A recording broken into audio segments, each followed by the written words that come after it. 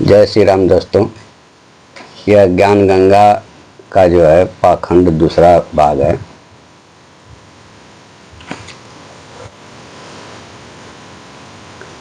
यह है ज्ञान गंगा जिसमें भरा है पूरा ज्ञान गंगा। इसमें ये श्रीमद् भागवत गीता अध्याय 15 श्लोक 1, 4, 16, 17 में 3 पुरुषों का प्रभुओं का ज्ञान है। ये तो हमने पहले भाग में बता दिया था। अभी आज जो है हम बताने जा रहे हैं क्षर पुरुष, जिसे ब्रह्म भी कहते हैं, जिसका ओम नाम साधना का है, जिसका प्रमाण गीता अध्याय 8:13 में है। आइए देख लेते हैं कि 8:13 में किसका प्रमाण है। यह है श्रीमद् भागवत गीता साधक संजीवनी स्वामी राम सुखदास, गीता प्रेस गोरखपुर, गीता प्रेस गोरखपुर। इसके हम अध्याय 8 श्लोक संख्या 12 और 13, इसका अनुवाद इधर है।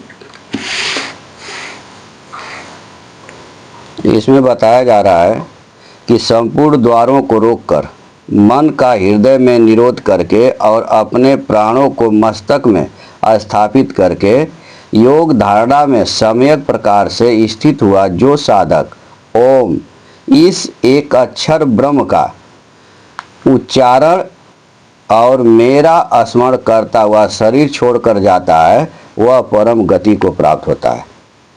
यानी एक इसमें व्यवहारम मानसिक उच्चारण करना है और एक स्मरण करना है। उच्चारण किसका करना है? ओम का, ब्रह्म का, निराकार निर्गुण निराकार परमात्मा का। स्मरण किसका करना है? भगवान श्री कृष्ण का। इसमें 2 चीज बताया गया, उच्चारण और स्मरण। उच्चारण निर्गुण निराकार का और स्मरण सगुण साकार भगवान श्री कृष्ण का। भगवान श्री कृष्ण ने 14 के 27 में बताया, ये 14 का यह अध्याय है 14, श्लोक संख्या है 27। इसका अनुवाद यहाँ है, यहाँ क्योंकि ब्रह्म का जो निर्गुण निराकार ब्रह्म है और अविनाशी अमृत का तथा शाश्वत धर्म का और एकांतिक सुख का, एकांतिक सुख मतलब वह सुख जिसका अंत ही न हो, आश्रय मैं हूँ। ठीक है। इसमें किसी ब्रह्म का मतलब ऐसा नहीं है कि वो ब्रह्म काल का मंत्र है। ब्रह्म जो है निर्गुण निराकार परमात्मा है और सगुण साकार भगवान श्री कृष्ण। ये वही ज्ञान गंगा है। आगे महाराज जी ने लिखा है, अक्षर पुरुष लिखते हैं कि अक्षर पुरुष जिसको पार ब्रह्म भी कहते हैं, जिसकी साधना का मंत्र तत्व है, जो सांकेतिक है, प्रमाण गीता अध्याय 17 श्लोक 23। आइए देख लेते हैं इसमें कहाँ अक्षर पुरुष का सांकेतिक मंत्र है। अध्याय 17 श्लोक 23, यह महाराज जी ने पाखंड किया है। यह है अध्याय 17 श्लोक संख्या 23। इसमें बताया जा रहा है कि ओम तत् सत, इन 3 प्रकार के नामों से जिस परमात्मा का निर्देश किया गया है, उसी परमात्मा से सृष्टि के आदि में वेदों तथा ब्राह्मणों और यज्ञों की रचना हुई। क्या निर्देश है? ओम तत् सत। किसने निर्देश किया? जिस परमात्मा ने सृष्टि के आदि में वेद, ब्राह्मण और यज्ञ की रचना की। वेदों को ब्राह्मण पढ़ेगा और यज्ञ करेगा। भगवान ने इन तीनों शब्दों का ओम तत् सत का आगे जो है विस्तार से वर्णन किए हैं।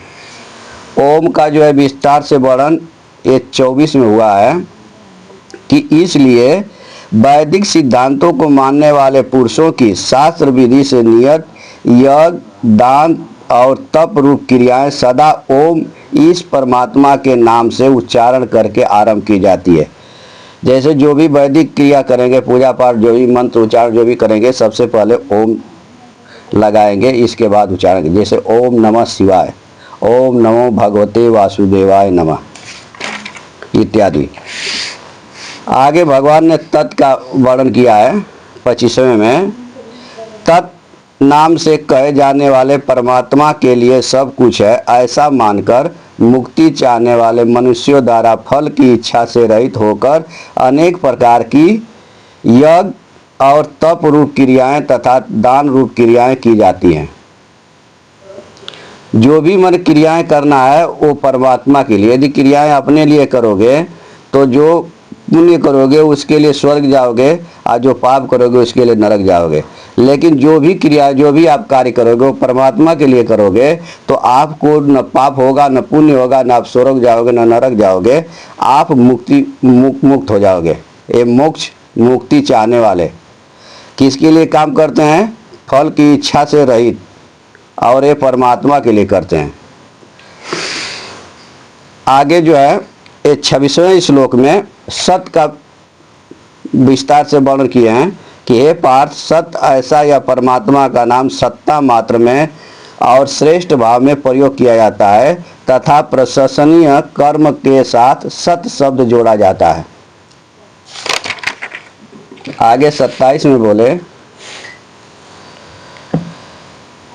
यज्ञ, तप तथा और दान रूप क्रियाएं जो स्थिति निष्ठा है वह भी सत है, ऐसा कही जाती है, और उस परमात्मा के निमित्त किया जाने वाला कर्म भी सत्य है, ऐसा कहा जाता है।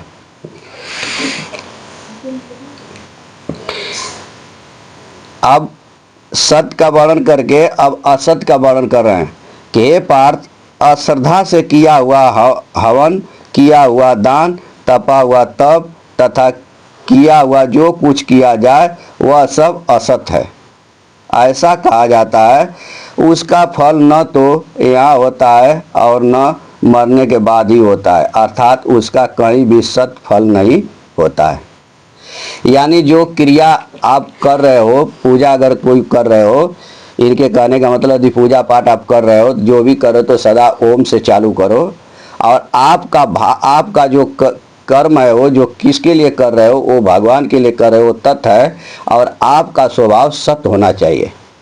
यदि आपका स्वभाव असत हुआ और वो क्रिया आप अपने लिए किए, जैसे अपने लिए किए, तो आप उसके फल या पाप से आप स्वर्ग या नरक जाएंगे। यदि वह क्रिया असत हुआ तो उससे भी आपको दंडित होना पड़ेगा।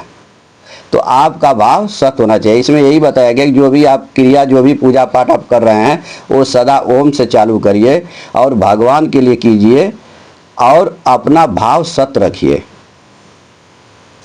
ठीक है।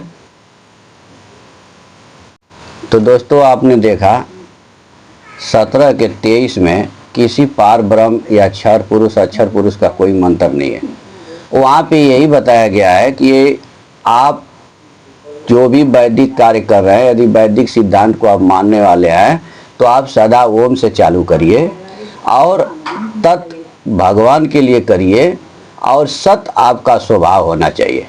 यदि आपका स्वभाव असत हुआ तो वह जो है नरक में, उसका जो है फल नहीं मिलेगा, आप जो है नरकगामी होंगे।